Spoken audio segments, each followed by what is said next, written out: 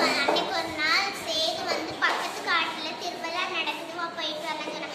மாதவன் சொன்னால் எங்கள் அம்மாடி கேட்டுவாருன்னு சொன்னாங்கல்ல. அவங்க அம்மா சொன்னாங்க வா பார்த்துட்டு போயிட்டு வரணும் அப்படின்னு சொன்னாங்க.